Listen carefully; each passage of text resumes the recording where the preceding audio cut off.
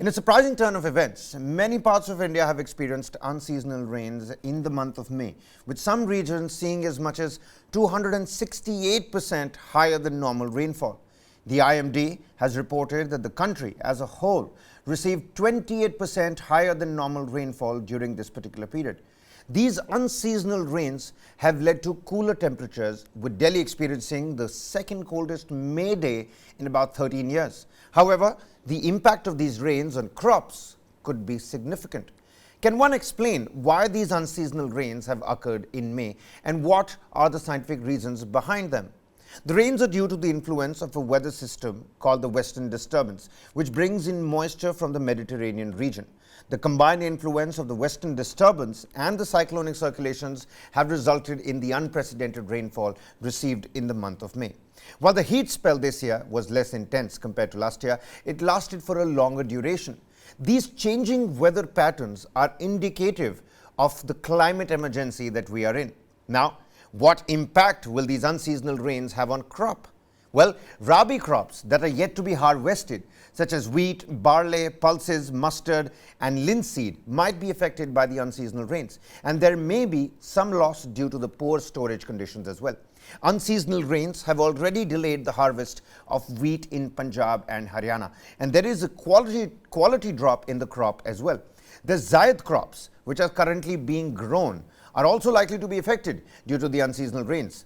These crops require higher temperatures and drier conditions to grow compared to Kharif and Rabi crops. Examples of Zaid crops are watermelon, muskmelon, cucumber, tomato, pumpkin, bitter gourd, pepper, some oil seeds and some coarse cereals such as maize, sorghum, oats and barley as well. So it seems like the impact on crops could be significant. But what does this mean for inflation and food prices? Well, if the crops are affected, it could lead to a shortage of supply, which may result in inflation and higher food prices. Unseasonal rains in May could have a significant impact on crops, potentially leading to a shortage of supply and higher food prices. We will keep you updated on this particular aspect as well. But it is unusual because it is the summers and snowfall has hit several towns in Jammu and Kashmir and Himachal Pradesh as well. Now, this comes at a time when climate change has become a real issue and climate crisis is predicted to lead to much more such unusual weather phenomenon. You know, Mr. Ramesh, how does one look at the changing weather pattern? I mean, to the layman out there, snow-clad mountains and snow-clad pine trees is a good picturesque getaway, but to be in the middle of a snowstorm or, heavy snow conditions in the month of May or unseasonal rains is something out of the ordinary, a peculiar phenomenon, if I were. How are you looking at these developments and what's the larger message for the multitude out there? The climate change will impact differently in different locations and different times of the year. So in winter we are supposed to get 3 to 4 number of western disturbances each month, and then they give solid precipitation means snow.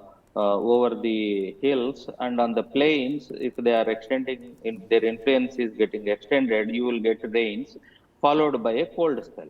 So this is the typical western disturbance pattern. So what really we have seen this year variability till February, we virtually did not have any western disturbance. So all that shortage, whatever was to happen till December, during the period of December, January, February, happened in latter parts of May and most parts of April. So these are the changes we have to be prepared to face. If and build our capacities to absorb these short-term shocks which would be coming. So because of this, if you remember, you talked so much about agriculture impact. Right.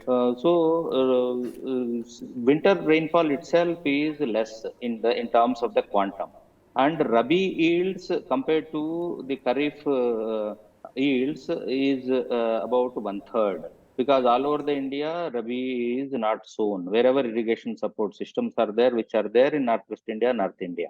In many of the peninsular India, if reservoirs have sufficient water, then only it is possible, and otherwise groundwater availability is there.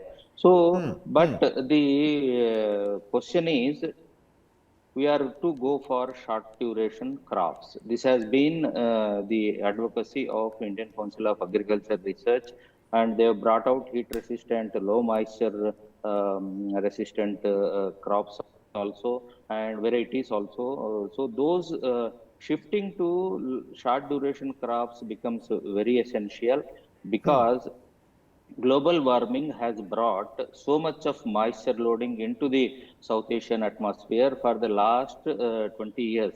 Post 2000, we have been seeing accumulation of moisture associated with the global warming. So 1.2 degrees global warming has already happened. That is supposed to enhance the moisture holding capacity of the atmosphere by 7%.